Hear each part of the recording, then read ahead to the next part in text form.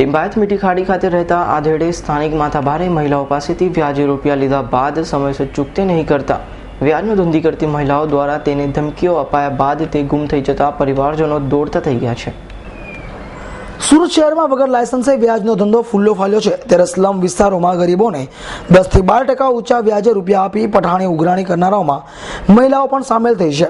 જેમાં લિંબાયત મીઠી ખાડી ખાતે રહેતા અબ્દુલ રહીમ શેખને થોડા દિવસ અગાઉ લિંબાયતમાં રહેતી હસીના શેખ, આસિફા, રેહાના અને સાબિરા પાસેથી વ્યાજે રૂપિયા લીધા હતા, જે રૂપિયાની પઠાણી ઉઘરાણી કરાઈ હતી। જેથી આ દિવસ અગાઉ અબ્દુલ રહીમ શેખ ક્યાંક ગુમ થઈ ગયો હતો, જેનું અપહરણ થયું છે કે વ્યાજે રૂપિયા આપનારાઓની ધમકીથી તે ભાગી ગયો છે, તે હાલ चर्चा विषय बनी रहो है।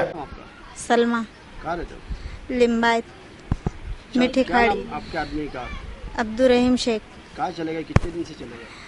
आज 8 दिन पूरे हो गए। क्या कारण था?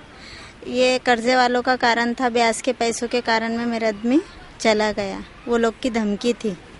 उसका नाम हसीना, अतीक, उसके लड़के का नाम अतीक था, एक अमन था, एक रेहाना और एक साबिरा। इन लोग के कारण मेरा आदमी घर छोड़ के गया।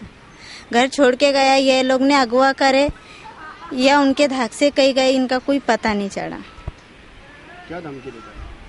अगर आप पैसा नहीं देंगे तो 4:45 में आपके घर के हमने गिरवी की चीटिंग की फाइल बना दी है।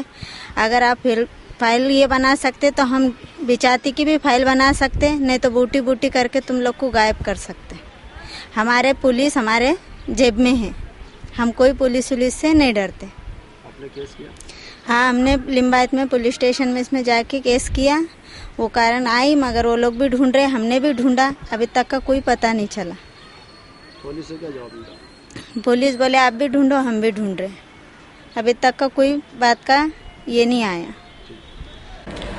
ત્યારે હાલ તો લિંબાયત પોલીસ પણ આ પરિવાર સાથે મળી ગુમ થયેલા અબ્દુલ રહીમની તપાસ હાથ ધરી છે। Bureau report S9 news, Surat.